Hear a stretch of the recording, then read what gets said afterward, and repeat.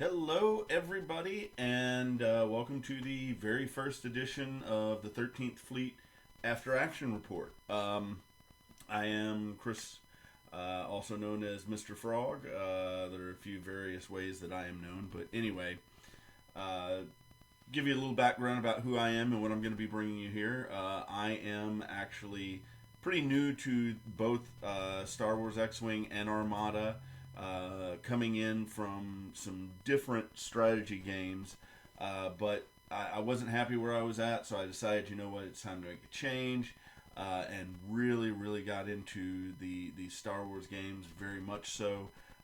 Unfortunately, I don't have quite the money to play all of the Star Wars games like Legion and Flashpoint.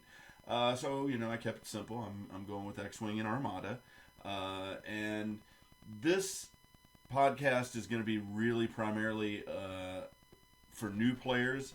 I'm going to kind of explain the trials and tribulations that I go through, the lessons that I go through. I will also be bringing in some guests from time to time to discuss things. You are going to see live streams on this channel eventually of games. Right now, the technical limitations are what are keeping me from actually presenting to you more live games.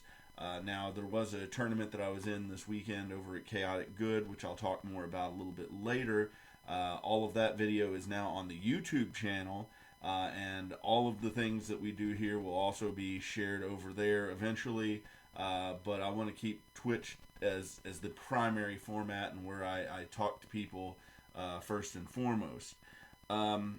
So, what is an after action report?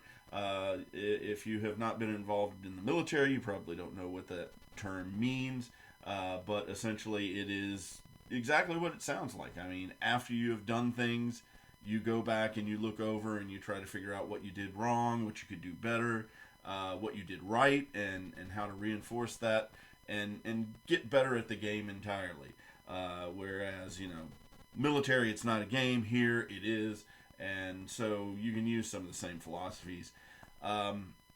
So to start off with, I do want to talk about the technical side of things because this is a very bare bones setup that I have right now.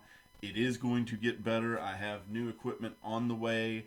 I also will be toying with the software to make sure that I know all the little tricks and gimmicks that go along with this. So it's gonna be a work in progress. I appreciate those of you who start off with me and then see how things improve over time. I do have the stream chat open, so if anybody has any questions or comments while we're going through this, let me know. The biggest technical issue that I discovered from Saturday's tournament over at Chaotic Good was that my laptop was not set up for streaming. It is not technically capable of doing it. So we did some recording and posted all that up on YouTube. Do not have a dice cam yet, but I'm going to be working on that. That also leads to the second problem with the video from Saturday. I was using a webcam that has autofocus on it, and that is not a good idea for the shots that I was getting. As I watched some of the video later on, I discovered that, hey, wait, no, we're getting blurry and getting in and out of focus because it's trying to find whatever is in the foreground, which is generally somebody's hand reaching for a piece and trying to move it, and that just disrupts the autofocus there. So I am going to be using manual focus cameras from now on. I do have a couple of very nice ones that I am anxious to see how they do. Also, without the dice cam, you were not able to see the rolls terribly well. You just had to infer what was going on. Made even more difficult by the fact that there was nobody actually manning the computer to change the game states during those videos. So everything that you see there is very, very basic and elementary, and it is going to get better. Just going to have to be patient with me while I get everything set up. do have a new computer on the way, so streaming is going to happen. Um, the schedule of play that I have right now is on Tuesday evenings. I do play X-Wing. We do play, standard tournament format for that. I know the group that I play with also does an Aces High on Fridays. Unfortunately, I'm not available on Fridays, so I probably won't be doing any streaming on the Aces High right away anyway. May figure out a way to do that later, but for now, that won't be part of the rotation. As far as Armada is concerned, we have a play group that gets together on Thursdays. And this Thursday, I'm going to do a test recording on that. Hopefully, if I have the new laptop by then, I can do it as a stream. If not, again, it will be recorded. And since I can't figure out how to put recordings onto Twitch yet, we will just go ahead and put that on the Facebook channel. Or, not, yeah, the Facebook channel. On the YouTube channel. There is a Facebook page, by the way, that I welcome you to join that. Join the Discord. Share your thoughts. Share your questions. While I may not have the answers, I know a lot of very experienced players who have been helping me out in both games, and they are always welcome to help me answer those questions, and I can get those answers to you.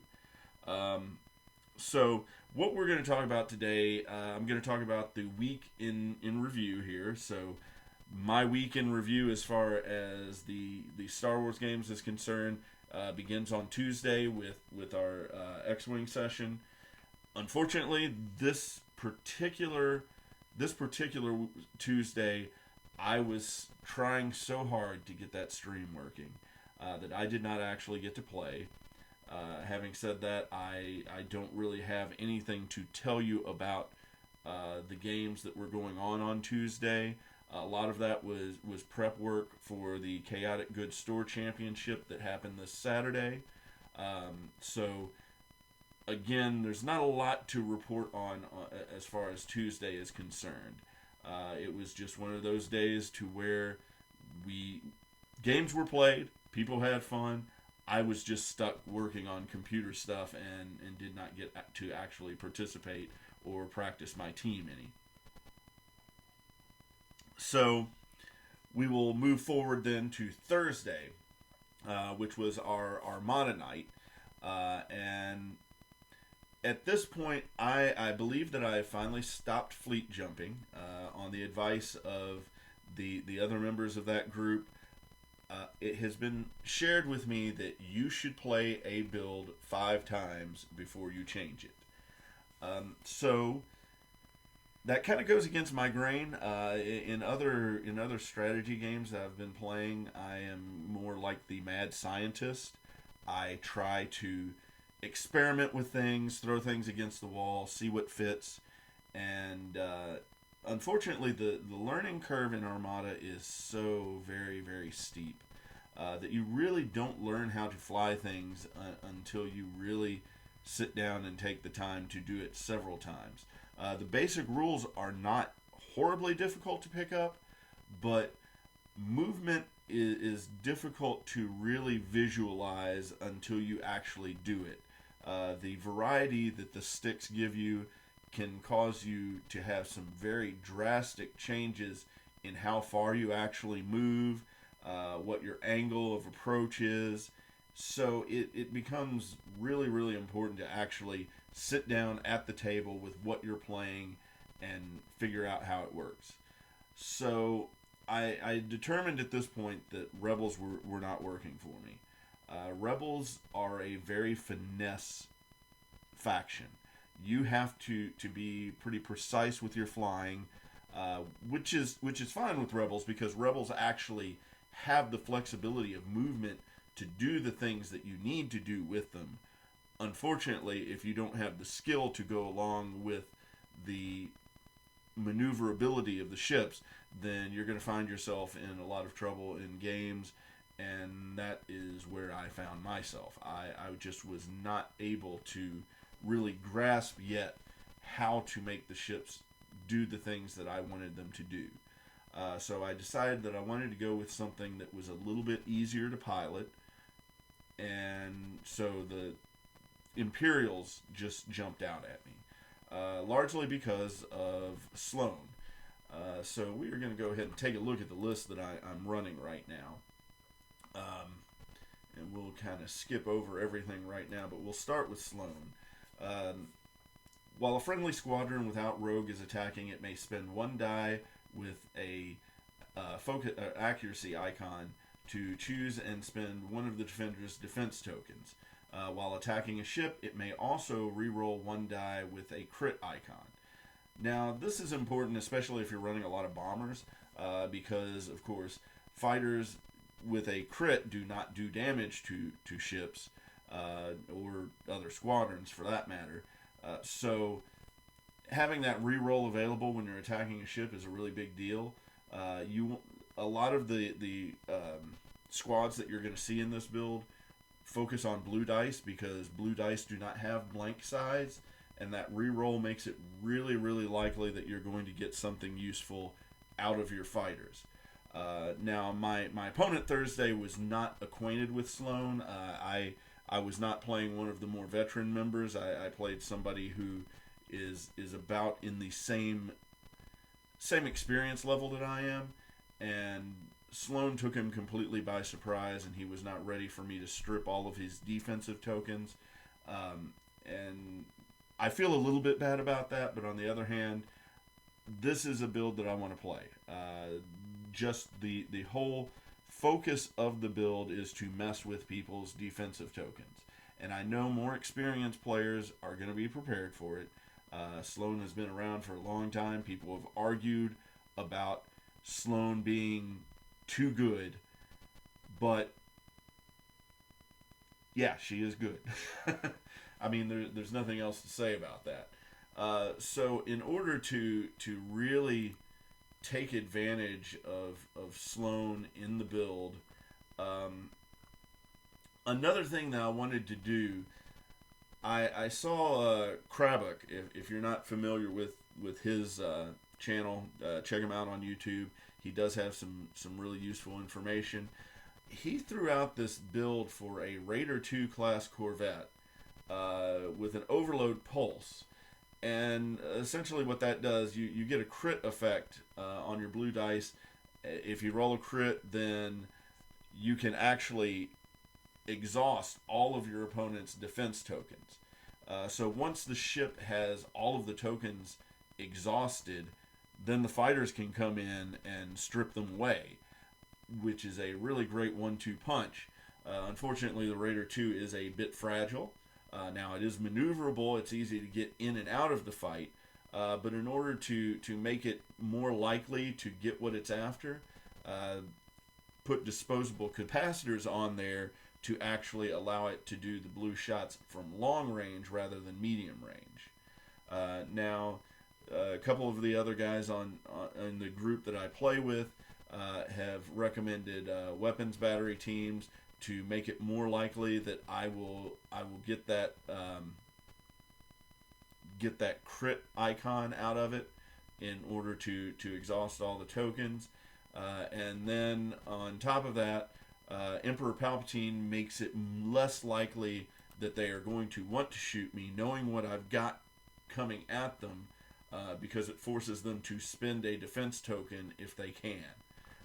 So if their tokens are already exhausted, then they are discarding that token in order to spend it. So again, the fleet build is all about trying to go ahead and get those tokens out of the way. Mess with people's tokens the entire way. To add to that, let's see.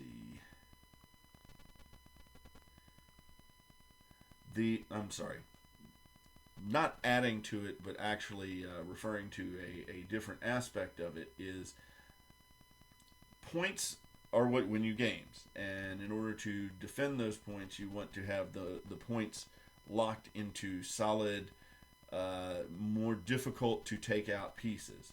So with the Imperial 1 Star Destroyer housing Sloane and extended hangar bays in order to really be able to utilize the squadrons that you're throwing in there, Minister Tua serves two purposes here. Minister Tua is going to, one, give you the defensive upgrade that you need in order to run electronic countermeasures, which will allow you to spend your defensive tokens even if they were accuracied. But on top of that, Minister Tua will also allow you to have an officer that you can sacrifice to Darth Vader, giving you a wonderful reroll on the Imperial One, so that one big shot that you're after hits home and does what it's supposed to do. The goal here is to have your squad ball, which is pretty packed here, ready to go, wear out your opponent's defensive tokens, wear down their shields, and then get a good hit out of your Imperial One Star Destroyer.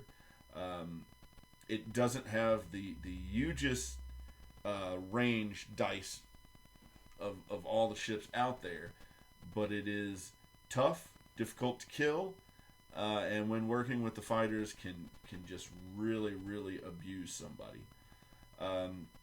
To round things out, you've also got 2 Gazanti cruisers, one that is carrying Darth Vader and the Commsnet. Commsnet is going to give you the tokens that you need with your Imperial Star Destroyer, so that you can either command more squadrons. Sometimes you'll want to concentrate fire in order to re-roll some of the dice that you're throwing out there. Sometimes, because this is one of your points fortresses, you're going to want to be able to make repairs, and so getting an engineering token from the Commsnet is not a bad idea either. But of course, you can also get engineering tokens from the other Gazanti cruisers, which will be giving you the parts resupply, so that you can exhaust that and give engineering tokens to your other ships.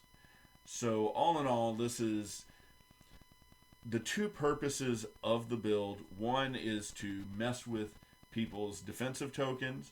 That is priority 1. Priority 2 is protecting points. And that is just a fat-bodied Imperial class Star Destroyer, along with 122 of your points are in squads. And these squads are designed to roll blue dice so that you can strip ships of their shields very easily. That reroll that Sloan allows is going to let you have a better chance of stripping those. The objectives, I'll be perfectly honest, I am not really... I'm not great at figuring out what objectives are good for the fleets, and because of that, I had to rely a lot on the other members of the group to try to lay this out. So advanced gunnery, we went with... So after deploying fleets, each player chooses one of his ships to be an objective ship, and may perform each of its attacks from the same hull zone. So essentially, it could allow you to double tap with the front arc. Did not get that in my game. Also did not get the planetary ion cannon, which just gives me additional ways to mess with people's shields and defense tokens.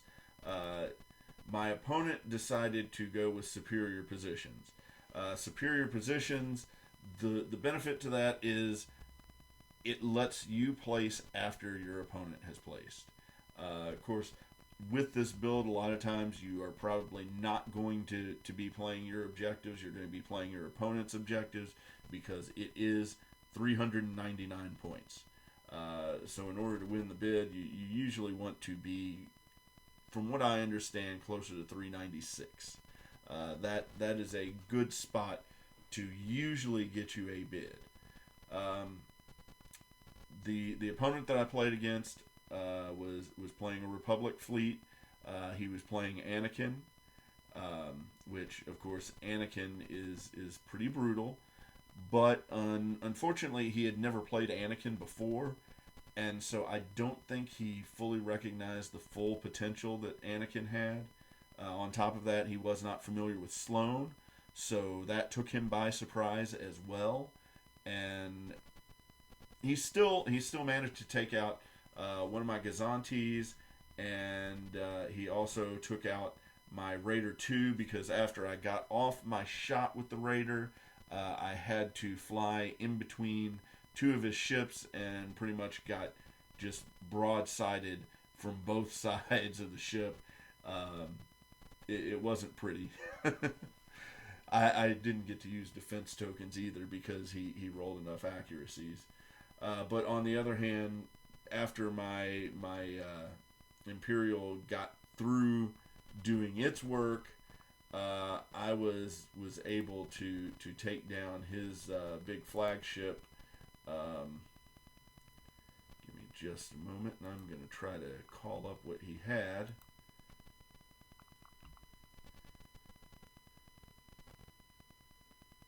Yeah, he was using a Venator 2, and the Venator 2 fell pretty quick to the fighters and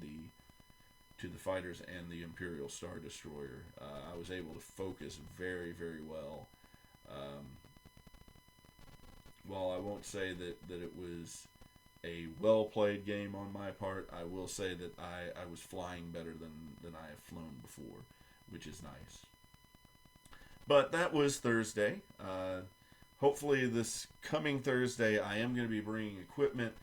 If I've got the new computer, then I will be streaming. If not, you're going to see a recording on Facebook. It'll be the first time that I have recorded Armada. I'm not sure how well that's going to work just because of the length of the map, but we're going to try it and we're going to find out. Now we're going to move on to Saturday. Hey, Vac. Good to see you there. We just got finished talking about some Armada, and we're getting ready to talk about Saturday's X-Wing tournament. So, Saturday was hosted by Chaotic Good. It was a very, very well-run tournament. Thank you to Chris Emick for running the show there. Had a great time. Again, there is video of all of that on the 13th Fleet YouTube channel. It is not the best video in the world, but on the other hand, we are learning the system, and it is good enough to know what is going on there. As for my day, well, it was a mixed bag. I finished 2-2, although one of those two was a bye because we had some drops. But the game that I won, I felt like was the best game that I have played. Okay, yeah, definitely could use some help with that. I do not have a lot of experience with it, so I am trying to get everything cleaned up and make it look better. So hopefully we will get that working. But anyway, talking about what I was running on Saturday, I had an Imperial fleet, or Imperial squad. Main reason I was running the Discord is, there's actually a link to the Discord on the channel. It is the 13th Fleet on Discord. So yeah. So anyway, the centerpiece of my build was Captain Oiken on the Decimator. This is actually what got me started in X-Wing. I was originally just going to be playing Armada, but I jumped into X-Wing because I actually was able to get a brand new Decimator for $15, and that kind of changes your opinion on things. The design on this was actually taken from recommendations from the play group there, and a lot of it has just been, a lot of the updates on my part have just been through trial and error, learning what I can fly and what I can't fly. And this build came about because, well, I'm clumsy. I am not the best pilot in the world. So my thought process is I am going to run my decimator into people and then shoot them. Pretty simple philosophy. Using the Seventh Sister, I could actually have her available for force to fix dice. Also, however, I can do some tractor shenanigans, which is nice. 000 gives me some calculate, again, for some more dice manipulation.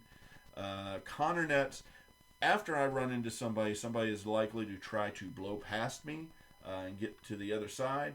If they do, odds are there's going to be a Connor net there waiting for them, which will shut them down with ion.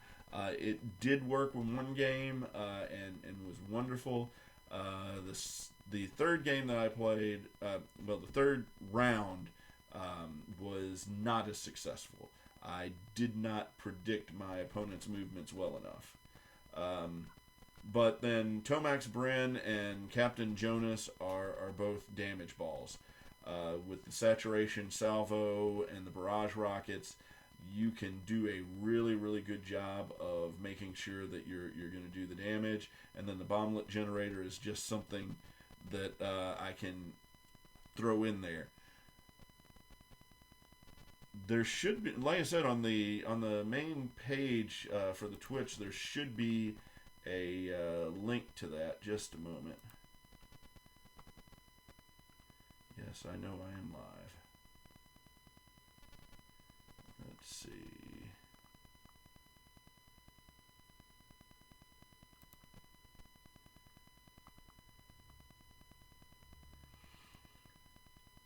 At some point, I am going to find what I am looking for here.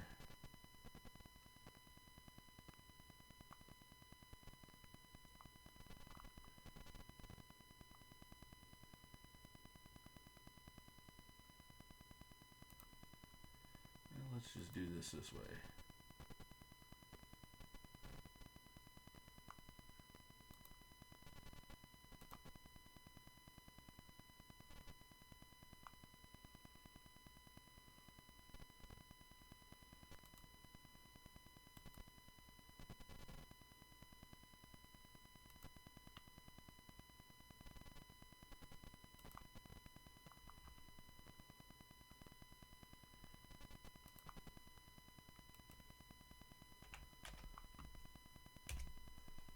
There you go.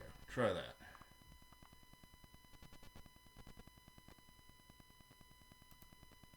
Okay. So going back to the build itself, Vader is somebody that just comes in and hurts things. A lot of people will use the Battle of Yavin Vader, whereas I was using what's referred to as Actions Vader. Simply because I felt like the lower experience level that I have, I need the actions more than I can count on getting the damage from reliably setting up the shots. So I wanted to go with something that was a little bit more flexible than the Battle of Yavin Vader. So that is where we came up with this entire build here. The first round I went against Kate, and I apologize, the last name is eluding me.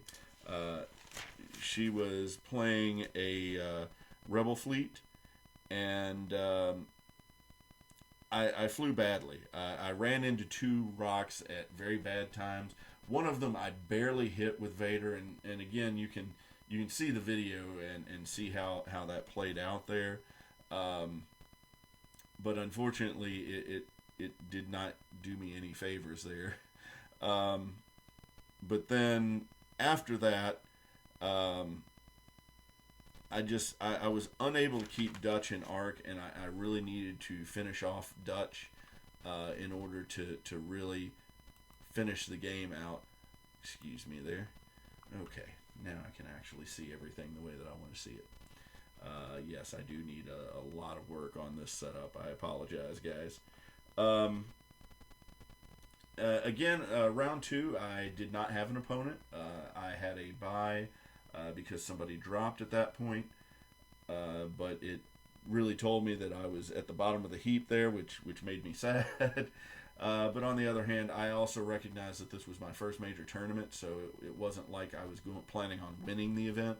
I just wanted to make a good showing, and luckily that second showing actually allowed me to do what I wanted to do. I played Dexter Allis, who was playing a Republic fleet. I will say that past experience kind of set the stage for this, because I had played a very similar build against him a couple weeks before, and he mopped the table with me, largely because I ran into a lot of rocks with my Decimator and never got to take actions because of it. And because of that, I never got to reinforce, which means that he cut through my Decimator like it was made out of paper mache. So that led to some very, very bad times. But fast forward to this past Saturday, and I had a little bit more experience flying the ship. I did a better job piloting it, and I had also changed pilots on the ship. So that gave me a little bit more flexibility on what it was that I was trying to accomplish there. I managed to take control of that game. I did not hit with the Connor net, although I think I had him a little bit worried on that. I did get a lot of those range 0 shots out of Captain Orikun, which is always nice just because of the bonus dice that you're getting. And the Initiative 3, most people want to be able to fire first with the Decimator, but with the Initiative 3, I actually usually can move in people's way, which is very, very, very fun. Very nice when you can actually disrupt what people are trying to do. Then round 4, I played against Tommy Adams, who was running a resistance build, and I don't know. I had no idea how to go about attacking his build. I was scattered from the word go. I did not have any clue how to approach his squad, and because of that, he really tore me apart. It also did not help that we were playing salvage mission, and this build is just not good for salvage mission. The actions are not there to pick up boxes. So it was a matter of a very bad matchup for me, combined with a bad scenario that led to a very bad result on my part. Having said that, though, I still managed to finish 8th out of 16. 16 people for the first tournament run at Chaotic Good is very, very nice. If you have not gone to Chaotic Good, if you are in the Lexington area, I highly recommend it. It is a very nice place to play. They have great coffee there. They are a combination coffee shop and game store. So it's not just X-Wing and strategy games that you're going to see there. You will see a lot of different board games available for sale and to demo. Again, the coffee is great. They've got some snacks to go with it as well. It is just a top-notch place to go, and I highly recommend it if you are in the Lexington, Kentucky area. Other than that, that is all I have for this week. I know it's kind of boring just hearing me talk. Hopefully next time around I will have a guest lined up and we can discuss a few things. I know the tournament organizer for this past Saturday's event, Chris Emick, is wanting to go over the video from the tournament on Saturday, so that hopefully we can break down what was going on in the event, and I can ask questions about things that I don't understand. He can answer them from both a player and a judge perspective.